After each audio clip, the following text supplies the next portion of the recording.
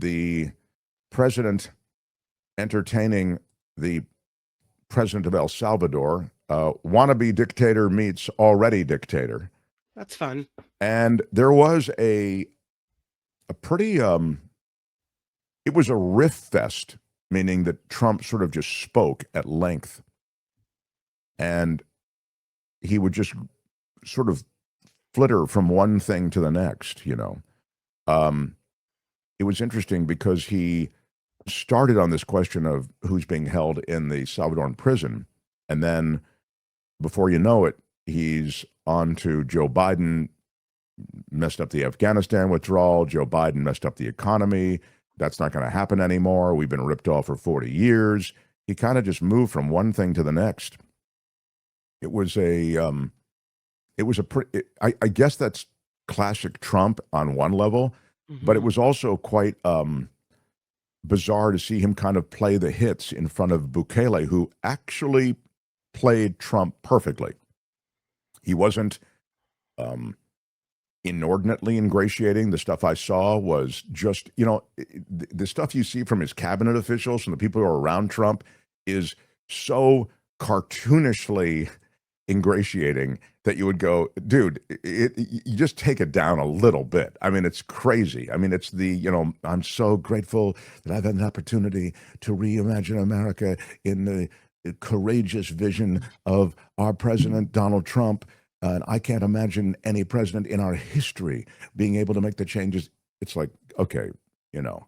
But Bukele really played more into what he felt were the issues, I'm imagining, that Trump cares about. Namely, I've got these guys in this prison for you, and I'm not going to let them out.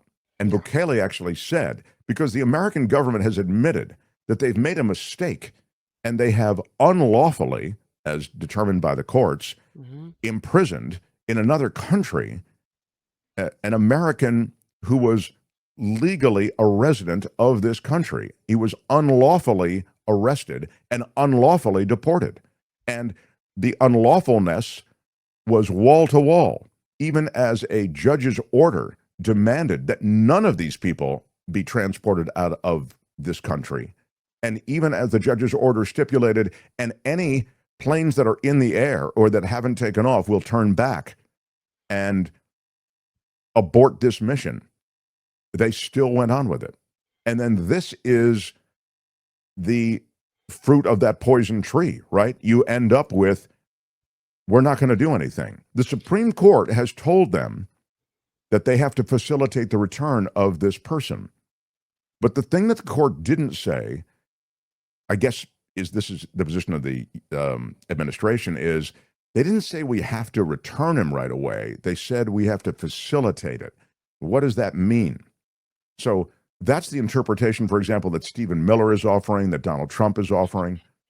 And what you saw today, though, was not working the edges and kind of working what I just described, which is reinterpreting essentially the Supreme Court's unanimous decision. Instead, you have stonewalling. You've got stonewalling on the part of Bukele, and you've got stonewalling on the part of Trump. Bukele said, I can't get him if I wanted to. I have no control over these people. It was the weirdest thing. I don't know if anybody heard it. It was who's the weirdest in charge? thing. Like, who's in charge? Who? If you can't get him out, the president of El Salvador, then who? Are you just saying like the prison is running the country? What's happening?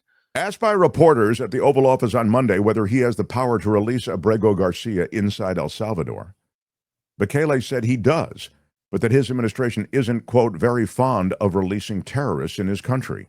You want us to go back to releasing criminals so we can go back to being the murder capital of the world? That's not going to happen, he said. And then he said this prior. He said he doesn't have the power to return to the United States a man mistakenly deported to his country. How can I return him to the United States? Like, I smuggle him into the United States? He kept being asked whether he would return Garcia, who the Trump administration concedes was mistakenly deported to El Salvador's mega prison because of this administrative error. And he keeps saying, I don't control it and I can't return him. The Trump administration is claiming, of course, that Garcia, who's a Maryland father, and he has no ties to any gang membership or group that has been demonstrated in any way. They're saying he's a member of the MS-13 gang.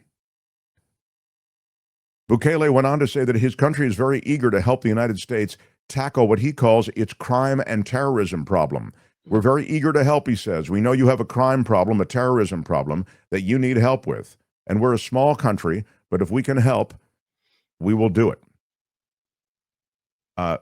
What I thought was equally shocking was that in that conversation, Donald Trump expanded the wish list to the deportation of those who are American citizens, but who are criminals or not wanted in the country any longer.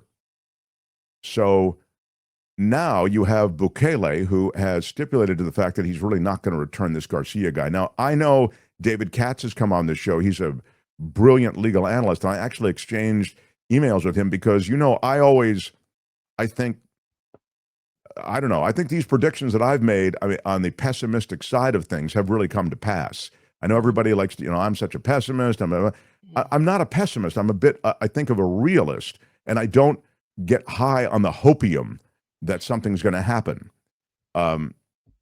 Katz felt correctly. He predicted that the Supreme Court would tell him to return that man, and they did. But what I said was, I don't care what the Supreme Court said. They're not going to return that guy. He's not coming back.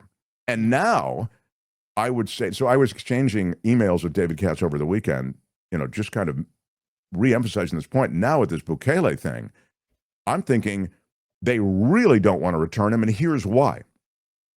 He's become a cause celeb. He's become emblematic of a mistake. And the last thing Donald Trump and his administration ever want to admit to is a mistake. Bukele will make sure that he's not returned. And Trump, all he has to do is say, hey, we're trying, we're having trouble locating him. I'm dealing with the El Salvadoran president, et cetera. You can't sit down with the president of El Salvador in the Oval Office and have the guy sit there and say, I can't return him, and I wouldn't even if I wanted to. That's not facilitating. You're sitting there with the president of El Salvador. You could make a deal and hammer it out and have it done in 5 minutes. Oh, you could, 30 seconds. Trump says, I want him back, and it's done. Right. Absolutely right. So, that's just silly. It's silly to say that you're even trying to facilitate. No, I completely agree. Is how they can even, Caroline Leavitt even said, oh, it was an administrative error. The lawyers in court filings have said it was a mistake that this guy was deported. And now all of a sudden you have Stephen Miller standing up and saying it wasn't a mistake. He's a criminal. You can't have it both ways. You have a little bit of it, Tony. I don't know what part of it you have, but here the two of them are. And Trump actually, this is where Trump, I believe he was riffing about something else. He was riffing from one thing to the next. It was a lengthy, he was feeling it today with Bukele decide. Go ahead, please, Tony. No, I thought you have that. Yeah. Also, not suggesting that I smuggle a terrorist into the United States, right? How can I smuggle? How can I return him to the United States? Like, I smuggle him into the United States, or what do I do? Of course, I'm not going to do it. It's like, the question is preposterous. How can I smuggle a terrorist into the United States? I don't have the power to return him to the United States. You could release him inside of Salvador. Yeah, but I'm not releasing. We're not very fond of releasing terrorists into our country. We just turned the murder capital of the world into the safest country of the Western Hemisphere, and you want us to go back into the releasing criminals so we can go back to being the murder capital of the world? No, that's not going to happen. Yeah, so there he is saying it. I'm telling you, he's not coming back. That guy's not coming back. It's awful. It's horrifying. And then the notion that this is just the beginning, because you'll jail opposition, you'll deport opposition, you'll declare somebody an enemy of the state, you'll declare somebody a gang member, and there's no due process, and people are deported. Again, you may not care about these guys, but you have to care about this trend, this policy, because it may include many, many, many Americans who fall into the wrong categories as far as this administration is concerned. It's deeply disturbing. And it's heartbreaking for these individuals who have been swept up in all of this. I mean, I get it. These MS-13, or it's MS-13 one day, it's the other one, the Venezuelan gang members that's the other day, and on the next day it'll be some other group. I mean, they're serving up these reasons to deport people all the time. So I find it immensely dispiriting. But that's what was happening today at the White House. As a matter of fact, they have Trump at the Bukele meeting saying, yeah, as a matter of fact, I wouldn't mind taking U.S. citizens and deporting them to this mega prison as well. Yeah. Here he is. It's crazy. I'd do something. We'd help them out. Yeah, we help them. They're great facilities, very strong facilities, and they don't play games. I'd like to go a step further. I mean, I said it to Pam. I don't know what the laws are. We always have to obey the laws, but we also have homegrown criminals that push people into subways, that hit elderly ladies on the back of the head with a baseball bat when they're not looking, that are absolute monsters. I'd like to include them in the group of people to get them out of the country, but you'll have to be looking at the laws on that, Steve, okay? Yeah. What? The laws? You want to take U.S. citizens and throw them in a mega prison in El Salvador? I mean, here's the deal. Dude, we have a setup for that already. We have prisons in this country. Right. And there are a lot of private prisons. So don't take away business from, your pals who run the private prisons. It's a window into the way he thinks. And it's deeply disturbing. Hi, it's Mark, and I thought that was great.